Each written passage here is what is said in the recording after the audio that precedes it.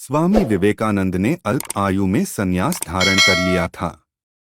उन्होंने गृहस्थी छोड़कर नर सेवा से नारायण सेवा का संकल्प लिया था। समाज कल्याण और उनके उत्थान के लिए सदैव प्रयत्नशील रहते थे।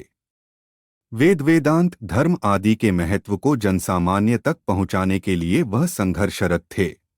एक समय की बात है, स्वामी जी को अपने आश्रम लौटना था। वह तांगे से उतरकर वृक्ष की छांव में बैठ गए। वृक्ष के नीचे बैठे बैठे काफी समय हो गया। कुछ समय बाद वहां से सभी लोग चले गए, फिर भी स्वामी जी वहां यथास्थिति बैठे रहे। एक सज्जन स्वामी जी को काफी देर से देख रहा था। उसके मन में जिज्ञासा हुई, चलकर हाल पूछा जाए। स्वामी जी के पास पहुंचकर शिष्टाचार से प्रणाम कर उनका हालचाल जाना।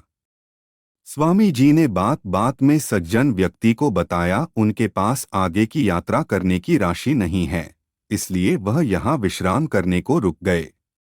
सज्जन व्यक्ति के पूछने पर स्वामी जी ने बताया, उन्होंने कल से कुछ खाया पिया भी नहीं है।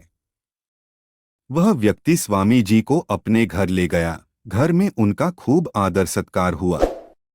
सज्जन व्यक्ति के पूछने पर कि उनके थैले में क्या है, स्वामी जी ने बताया, एक गीता की पुस्तक और एक बाइबल है। व्यक्ति को आश्चर्य हुआ, दो धर्म की पुस्तकें उनके थैले में एक साथ कैसे? स्वामी जी ने बताया, अपने धर्म में संप्रदाय पंथ आदि का कोई दुराग्रह नहीं है। हमें किसी भी माध्यम से ईश्वर की प्राप्ति हो, वह मार्ग कोई भी हो सकता है।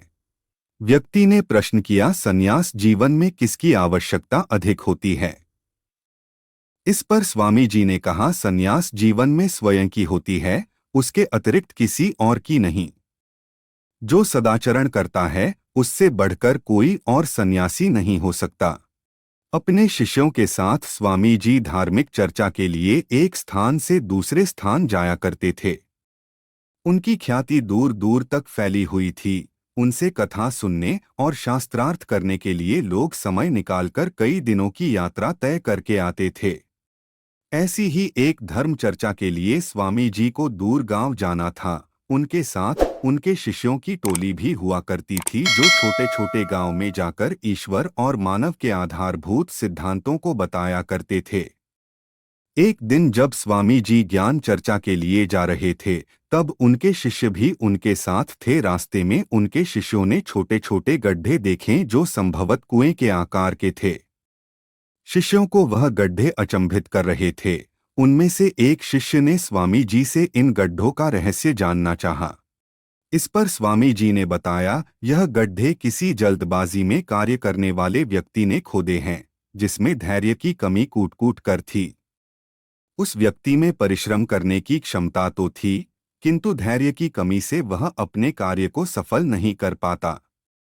शिष्यों के अनुरोध पर स्वामी जी ने विस्तार से इसका रहस्य बताया।